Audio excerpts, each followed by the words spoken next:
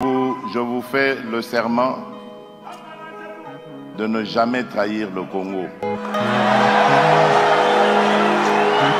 notre population fait qu'aujourd'hui, plus que jamais, nous devons garder l'unité entre nous. Les gens ne comprendront pas aujourd'hui ce que je suis en train de dire, mais dans quelques années, ils comprendront. La chance que nous avons aujourd'hui, c'est d'avoir ce président, Félix Tshisekedi. Pourquoi? Parce qu'il est celui qui s'est levé contre le Rwanda, contre Paul Kagame.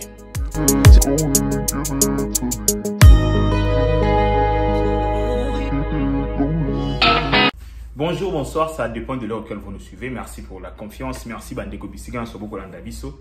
Et ça vous a vraiment makasi kokuta na Bandeko ba Congolais. Ko solo la makambo a Congo. Et ça là vraiment esengo mingi. Comme on a qui Congolais comme mature. Bisiga Nsoboko Landabiso na osenga bino loko moko Bandeko. Oyebi que ces derniers temps, tous autres ko s'attaquer na batu oyo baza makasi mingi. Tous autres ko s'attaquer na ba grande puissance africaine. Yango wana chaîne na biso ezo ko faire face toujours na ba signalement na habité na kanisa lokwa ba kwande ba betinga karaba habité yo to moni lokola ba jeyo memela biso to linga angote. Et maintenant la meilleure façon de te combattre qui ba signalement na bango pour la fois passée, la meilleure façon à combattre ba signalement ezana ko aimer vidéo bandeko na biso ko linga Tosha TV et lokwa liboso fina na bouton j'aime.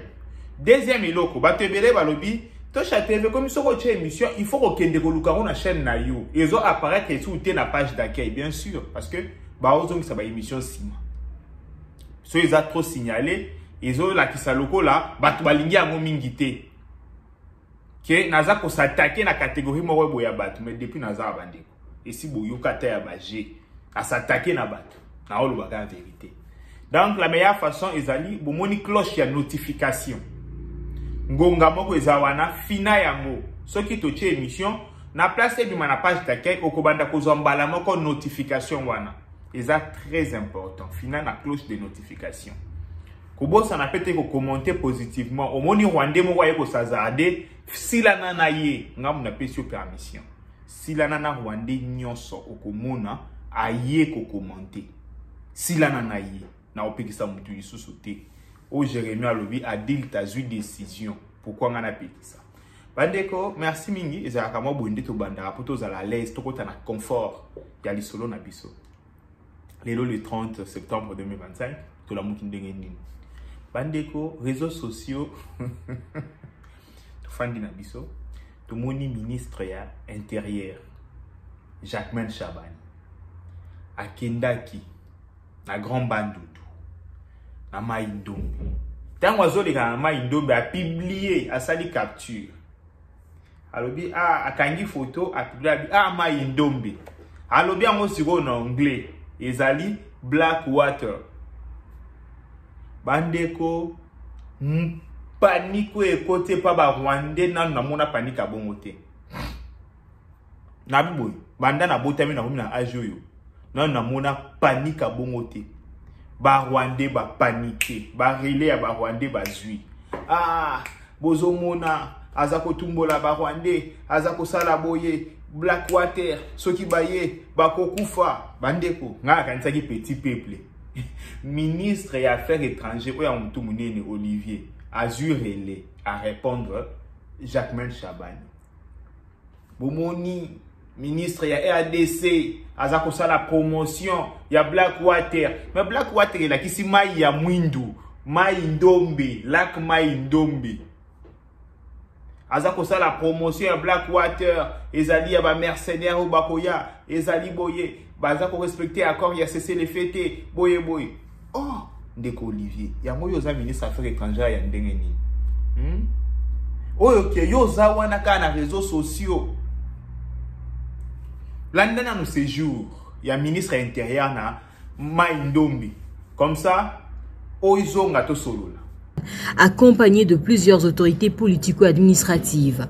Devant la population, le vice-premier ministre a tenu un meeting au cours duquel il a exhorté les habitants à promouvoir le vivre ensemble et à bannir tout séparatisme entre communautés, facteur de retard dans le développement. Ayez comme ça là oyo tobengi terme de référence ya forum de paix na province ya Mai Ndombe.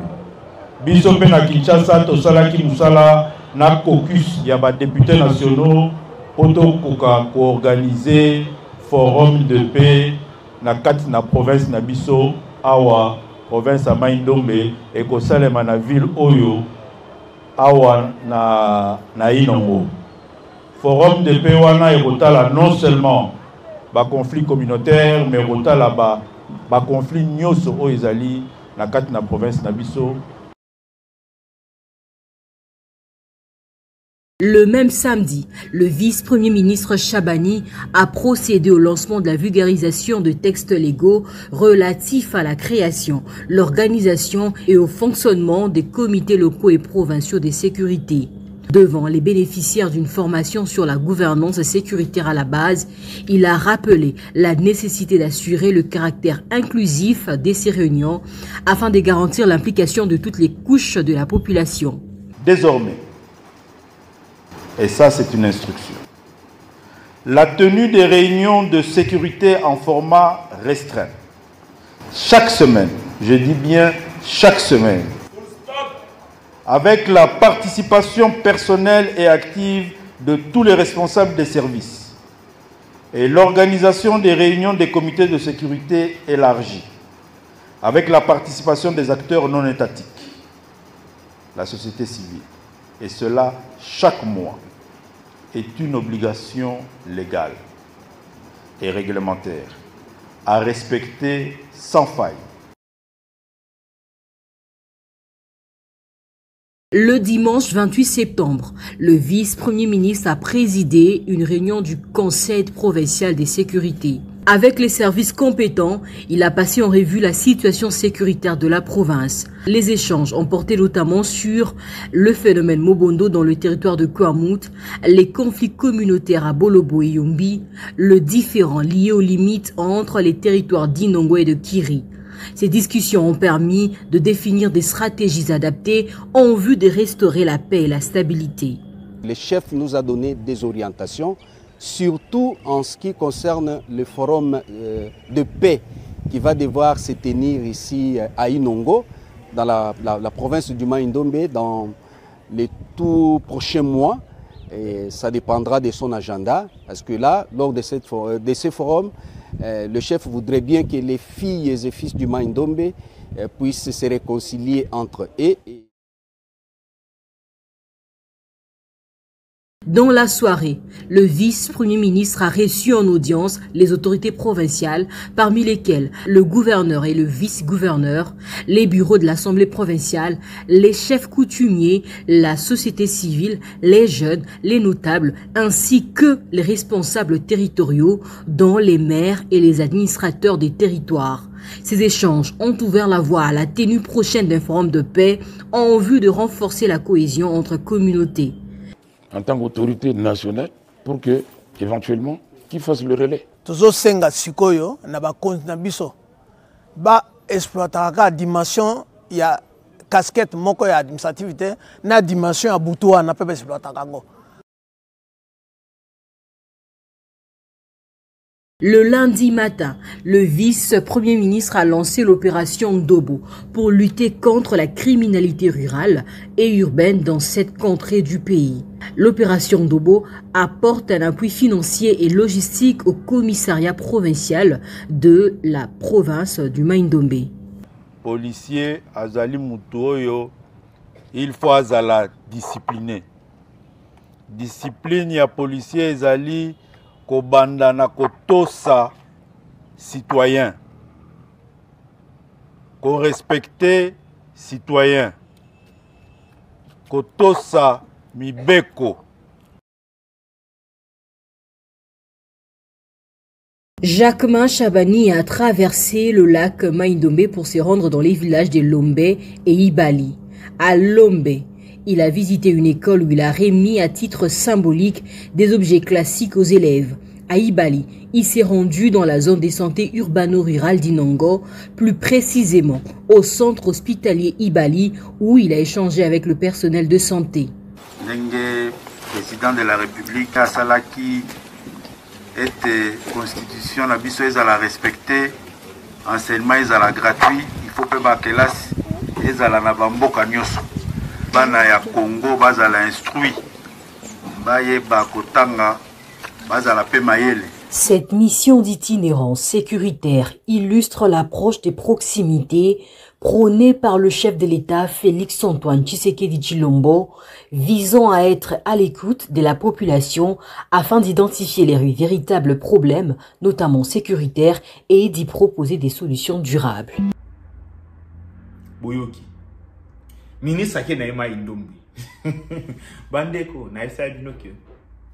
Le décombre a commis improvisé. Quand il y a des Rwandais, ils sont plantés. Pas comme ils ont improvisé plan. Quand il y a des Rwandais, ils sont plantés. Bango peut pas comme ils ont improvisé plan. Mais le quoi tu comme une improvisation, biso ba to lika bango. Parce que biso to yebi ko improviser. Bango ba yebi ko ça la plan. Biso to biso ko improviser plan. Cop na biso. Ba o CP là. Bande kolelo. Na tongo na la muki. Nazi image na Est na Kivu. Ba M23 ba kangi ba jeune. Baza ko recruter ba jeune na makasi. Donc il paraît bateau ba arriver na ko s'en sortir de ba filmer makambo ba tindi ba beza somme.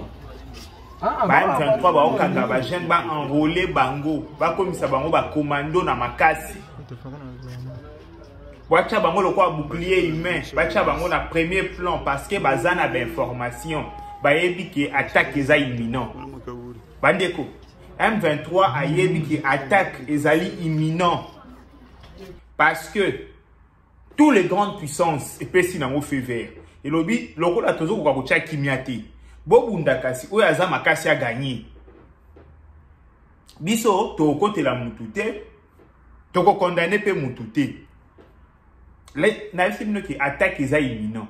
M23 a mis kouti na ba difficulté. Yango mona qui ko recruter ba jeunes belé. Donc jeunes nyonso entre 18 à 25, 30 bazo zoyo ozo kende armée. Il y a M23. Ta bato bino bo fongole li ba porte. Bande ko babiloko yo il faut se avoir biso na leçon. Ba makambo il faut se avoir biso na leçon. Eh ndenge makambo ezoleka Radio Nationale na biso RTNC na minute so oche okuta basali plateau moko ya congolais téléma entre guillemets ba le patriotisme. Les gens se la racontent bato ba beta ma sola vie na bango kuna. Moi ba bengi oh honorable yo sala kaboye c'est essile. Tandis que ngata na pesa bango idée ya plateau spécial na RTNC. Idée zala kike na minute yo bazwa kada direct ya Goma ya Boma. Bazwa direct ya Kasai, bazwa direct ya Beni, baye ba situation sécuritaire ezandenge ni place wana. Batinda ba correspondant na Kalemi, na Kisangani, partout baye ba na minute oyo situation ezanini. Asenga bango te babanda ko se la raconter chaque jour na Congolais téléma. Na senga ka bongo te bande. Na pesa ka idina ba ça la plateau spécial na RTNC. Bo ça le plateau spécial. Mais idée zalaki que na minute oyo toyeba situation na Beni ezandenge nini, situation na Uvira ezandenge nini. Ce qu'on remarque RTN ça communiquera jamais sur la situation wana nyonso. Jamais. Oya yebi boko tanga lo boko na chelo boko na bokata. Jamais. Baza wana le président de la République nous savons bandeko kopo ekenda abongote. Bala kisabino nyonso. Bala kisabino nyonso bandeko na ngai. Amo mo baïse, amo tali obaye na obaye kolobela makambo. Parce que les gens n'écoutent pas. Bien batu ba oyo ka moitié. Na oyo bate moitié mususu ya ndeni, mais ba oyo ka ndam. Mbandeko na ngai. Donc na minute oyo tozo solo na bino situation sur le terrain eza moins gelé, mais na yebisi bino ke sango malamu ezoya. Ngaso na promettre bino sango malamu boyo ka yango. Na ba information nga na nango poka na ko bimisa ngote. Mais sango malamu za na nzela. Oui. Ya bien zalaka connecté na Tosha TV. Kota na groupe na biso na chez le lien na se kota commentaire OCP là. Na bio zalaka connecté. Sango mo malamu ezoya. Et bon OCP là. Bandeko, na pesi bino ka flash. Na 2 villes, Bukavu na Goma to récupérer mon corps.